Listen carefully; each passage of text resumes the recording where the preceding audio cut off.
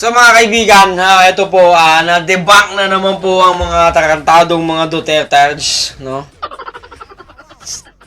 Pinagkakalandakan po nila mga kaibigan na nagbalik na raw po ang mga drug lord, ang mga drug addict, ang mga drug pusher sa Pilipinas. Ngayon, wala po silang data sa mga ibang lugar. Yung Davao City, nagkaroon nga sila ng data. Siguro kasi nga, sabi nila, pag mamayari po nila ang Davao, no? Itong mga Dutertes na to, no? Mga Duterte Natics, Duterte Pulpul, Duterte Botlog. So eto, sabi nila, nagbalik na daw po ang mga drug lords sa Davao, diba? Okay? Kasalukuyan pong mayor ng Davao po ang anak po ni Duterte, ni Digong, okay? Ang kanyang anak na si Basti Duterte. Bakit, kung meron kang mayor power, talagang Duterte ka talaga, bakit, anong problema sa Davao kung pagmamayari nyo ang Davao, bakit hindi nyo porga yung mga addict dyan, mga drug lord, mga drug pusher dyan, no? Regardless kung talagang meron nga sa ibang mga lugar, no? Davao is yours, di ba? Bakit napaka-simpleng logic lang, no? Bakit mo kung ikaw ang mayor, 'di ba? Bakit mo hinahayaan tarantado kang inutil ka? Ganun ba 'yon? Inutil ba yung idol niyong si Basti? Kung Davao, bumalik sa Davao. Davao pa talaga, Gago. 'Di ba? Anong meron? Inutil ka ba, Basti? Para questionin mo ang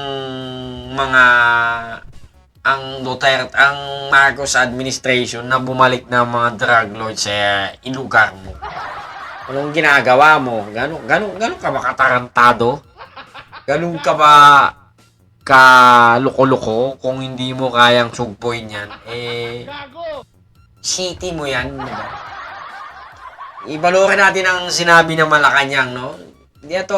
Ito ang maganda dito, no? Talagang debunk ka talaga, no? Ito yung mga spokesperson na hinahanap yata ng Malacanang, no? Yung mga nagkakaang kasi, wala eh. Talagang mahina yata. Ngayon, parang nakahanap sila ngayon ng katapat, no? Katapat! Sa Mandaue rin po, sinabi po ni former President Duterte na bumalik na po yung droga sa Davao, Cebu, and Manila.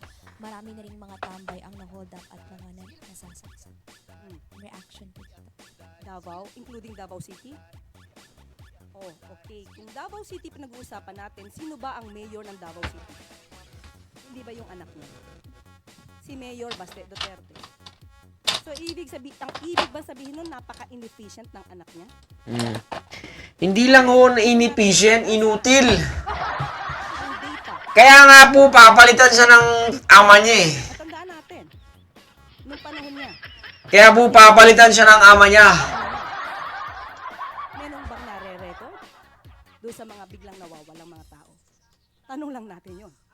So, dapat yun siguro, alamin din niya. Pero as of now, sabi nga, natin mahanapan ng solusyon, pero natin, anak niya ang namumuno sa Davao City. Bakit ganun ang kanyang reason? Good afternoon po, Attorney.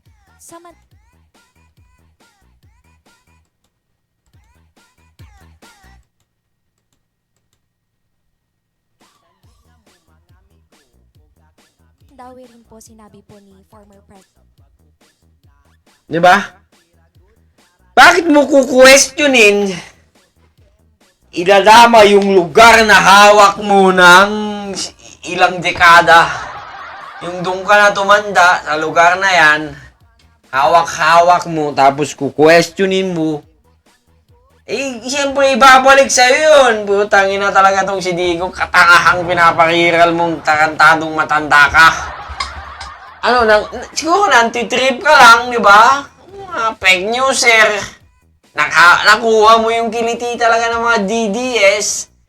DDS lang naman talaga naniniwala sa yung hayop ka eh, no?